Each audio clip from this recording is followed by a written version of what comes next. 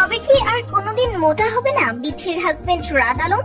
বাংলাদেশের মুকেশ আম্বানি খ্যাত রাদ আলম ও তার স্ত্রী নীতা আম্বানি ফারহানা বিথি বিভিন্ন সময় কোনো না কোনো কারণে বিতর্কে থাকে এই দুজন। তার মধ্যে অন্যতম একটি কারণ রাদ আলমের চেহারা। কোথাও গেলে কিংবা খেতে বসলেই তাকে নিয়ে আলোচনা শুরু হয়ে যায়। অবশ্য রাদ এবং বিথি যে ধোয়া তুলসী পাতা, বিষয়টা কিন্তু সেরকমটাও নয়। রাদ আলম মূলত তার চেহারাকে কাজে লাগিয়ে প্রিয় ব্যবসা শুরু করেছে। তার চেহারা কঙ্কালের মতো হওয়ায় প্রায় সময়ই কটাক্ষের মুখে পড়তে হয় তাকে, এবং তার সাথে যুক্ত হয়েছে তার স্ত্রী বিথি।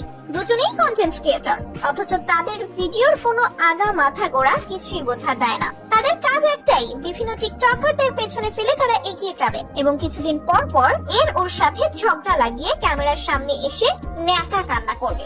বিশেষ করে রাদ আলম, সে আসলে কোনো দিক থেকেই কন্টেন্ট ক্রিয়েটর নয়। তার একটাই কাজ, নিজের চেহারা দেখিয়ে ভিডিও বানাবে, প্রচুর ভিউ হবে এবং ভিউ যত বেশি ইনকামও তত বেশি হবে। সাথে নেটিজেনদের কমেন্ট তো ফ্রি। ভক্তদের দাবি অতিরিক্ত গিটার বাজানোর কারণেই নাকি তার চেহারা শুকিয়ে গেছে, কিন্তু অনেকেই আবার বলছে ভিন্ন কথা।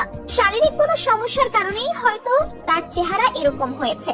বর্তমানে ফারহানা বিথি ও রাদ আলম দুজনেই দেশের বাইরে অবস্থান করছে। গোপন সূত্রে জানা গেছে দেশের বাইরে যাওয়ার একমাত্র কারণ রাদ আলম রাতকে মোটা বানানোর জন্যই দেশের বাইরে নিয়ে এসেছে বিথি, এবং এই কারণে তাদের সন্তানকে দেশে রেখেই দুজনে বিদেশে যায়। কিন্তু সেখানে এক গাদা ভিডিও বানিয়েছে তারা, প্রতি মিনিটে একটার পর একটা ভিডিও তাদের চলছেই। মূলত এটাই তাদের উদ্দেশ্য।